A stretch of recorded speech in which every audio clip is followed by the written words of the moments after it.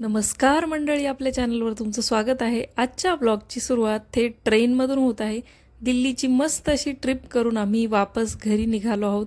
दर्शिलला वापस जायची बिलकुल इच्छा नव्हती. आइसक्रीम लेके आए भाई दोस्तों मेरे अभी आइसक्रीम खाते आणि मी बसल्यानंतर व्हिडिओ बनवताना त्याची एवढी बडबड चालू होती. मी सगळं बोलणार, मी सगळं सांगणार असं त्याचं चालू होतं.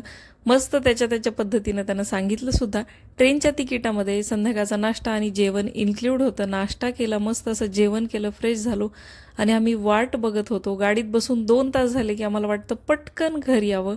वाट बघत होतो की घर कधी येणार, पण घर यायला आणखी 10 तास होते. कसं बसं छोटे मोठे खेळ खेळून, गोष्टी सांगून, लाडीगोडी लावून त्याला झोपवलं. कारण सकाळ झाल्याशिवाय काही घर येणार नव्हतं. कुठेही ट्रिपला जाताना आपण भरपूर एक्सायटेड असतो, पण वापस येताना मात्र आपले पावलं अगदी जड झालेले असतात. मस्त सकाळी दर्शिलनी डोळे उघडले आणि सकाळी सकाळी आमचं घर जवळ आलेलं होतं. आम्हाला भरपूर असा आनंद झाला होता. 10 ते 12 तास आम्ही प्रवास केला, पण सकाळी उतरायच्या वेळेला मात्र आम्हाला एक मस्त असा फ्रेंड मिळाला होता. सकाळी उतरायच्या वेळेला आमची मस्त अशी गट्टी जमली होती. 1-2 तास मस्त दर्शिल त्याच्यासोबत खेळला आणि आमचं स्टेशन आलं तेव्हा आम्ही उतरलो. ट्रेनला मस्त बाय बाय केलं. पुन्हा लवकर भेटू, लवकर असा आमचा छानसा मोठा प्रवास होऊ दे असं प्रॉमिस केलं आणि घरी आलो. घरी आल्यानंतर मस्त 8-10 दिवस बंद असलेलं घर धुळीने गच्च झालेलं होतं. आणलेल्या बॅगा ठेवल्या, सगळी आवरावर केली. पटकन असं चहासाठी दूध मागवलं, चहा खारी खाल्ली. सगळी आवरावर झाडून पुसून झाली, झाडांना पाणी घातलं आणि दुपारच्या वेळेत मात्र जेवण बनवायची काही इच्छा नव्हती. थोडासा चिवडा, शंकरपाळे स्नॅक्स बरोबर होतं. मग थोडासा पिझ्झाचं पार्सल आम्ही मागवलं होतं, तोच पिझ्झा आम्ही खाल्ला. भरपूर दिवसांनी पिझ्झासुद्धा दर्शिल खात होता. एवढं आम्ही फिरलो, पण पिझ्झा खाण्याची काही वेळ आली नाही. मस्त असं घरगुती किंवा हॉटेलमधलं जेवण केलं आणि बरोबर भरपूर असे स्नॅक्ससुद्धा सोबत ठेवले होते. मस्त असा गरमागरम पिझ्झा मागवला, तो एन्जॉय केला. घर बंद जरी असलं ना तरी घरात एवढी धूळ कुठून येते हे खरंच मला तरी कळत नाही. इतकं व्यवस्थित मी सगळं झाकून पॅक करून गेले होते, तरीही धुळीनं घर असं गच्च भरलेलं होतं. सगळ्या गॅलऱ्या धुवून पुसून काढल्या, सगळी आवरावर खाल्ली, मस्त पिझ्झा खाल्ला आणि 4 वाजता मी गेले मार्केटमध्ये भाजी आणायला, कारण घरात एकही भाजी नव्हती. भाजी आणल्यानंतर संध्याकाळी मस्त असा सोयाबीन आणि सगळ्या भाज्या घालून पुलाव बनवला होता आणि कढई बनवली होती. त्यावरच ताव मारला आणि बॅगा काढायला घेतल्या.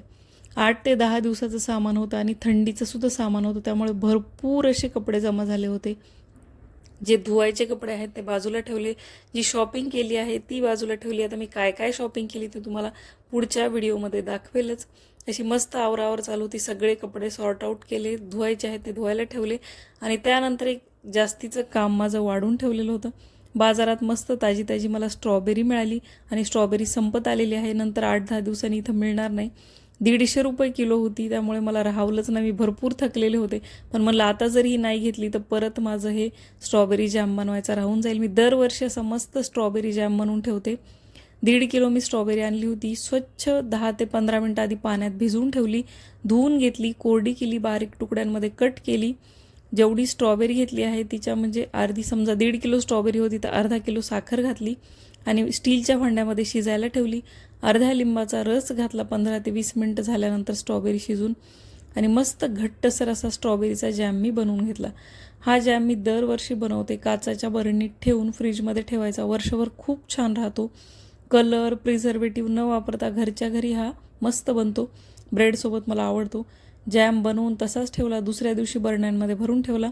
दुसऱ्या दिवशी सकाळी मस्त आधी देव उजळवले आणि प्रसन्न मनाने देवपूजा केली. भरपूर दिवस देवघरची देवपूजासुद्धा झाली नव्हती, त्यामुळे सगळं देवघर काढून स्वच्छ करून देवपूजा केली आणि मस्त दिवसाची सुरुवात केली.